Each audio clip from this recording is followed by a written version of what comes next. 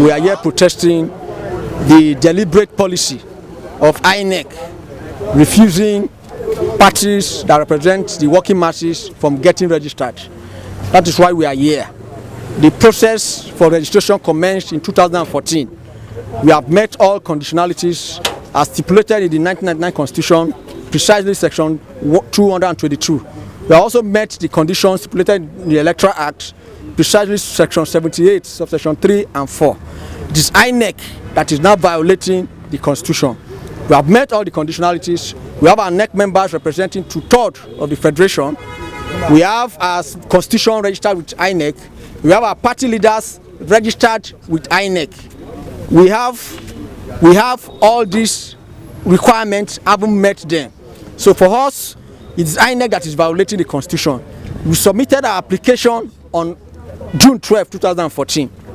INEC came with an elitist policies saying that if we don't pay 1 million, they will not commence the process of registration. We pay that 1 million. Despite the fact that that policy alone is meant to keep small parties who have not looted money in this country at bay, so that they will not emerge as political parties. Even at that, we rallied our supporters, we paid down 1 million naira. We submitted our application on June 12. So we expect INEC to respect the relevant laws of the Constitution and Electoral Act.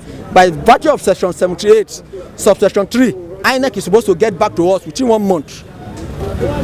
Then section 78, subsection 4 states that if INEC did not get back to us, in reply, why they are now registering us, that means automatically we are deemed a political party. As we talk now, we are a political party already. The only difference is that INEC have not issued us our registration certificate. So that is the protest that we have embarked on. That protest is going to continue from Lagos to other states of the Federation, including Abuja, to make sure that we fight for our political space. Because the deliberate policy is for INEC to have only parties of the billionaires club, parties that represent only the rich, parties of the looters to be in power so that they can continue the hegemony. That is what we are opposed to, because we feel that Nigerians are suffering. Nigerians need an alternative, and that alternative is socialism. That alternative is taking back governance back to the people. That alternative is that anybody who stands on the ticket of the SPN must receive the average wage of a skilled worker. So what affects the ordinary people also affects anybody who emerges on the ticket of the SPN. So that they look inward, so that nobody will travel abroad on the basis of trying to treat his health crisis when the health sector is in problem.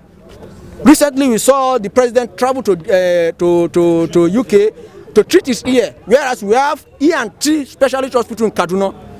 What we needed is to fund the health sector adequately, so that nobody will have undue advantage over the ordinary masses who are feeling the crisis of unemployment, of joblessness, of no school, no adequate hospitals, no house, no good road network. So that is what the SPN stands for, and that's what we must fight for. Our point which I continue to make to INEC is that INEC has ceased to have the local standing to call for any verification, since it has refused to consider our application within the 30 days specified by its own law. Secondly, INEC is a public institution funded by taxpayers' money.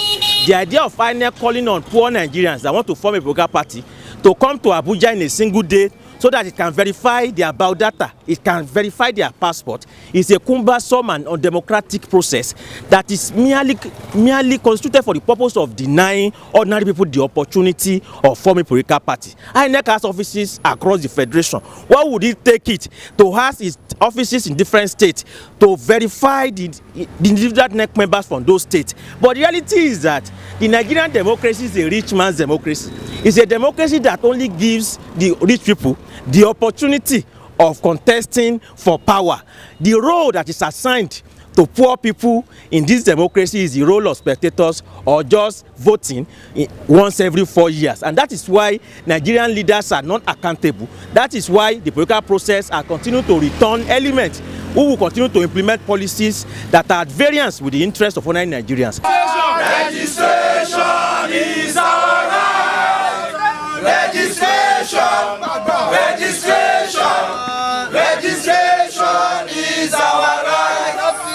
Registration is our right. Registration Registration! Registration is our right! That's what this whole protest is all about, because this matter has dragged on for too long and unnecessarily. It is very clear that it's a deliberate act on the part of some people to keep certain people out of the corridors of political power in this country. And the only reason is so that they can continue to do what they have done, and that is to continue to pillage and to rape the resources of this country.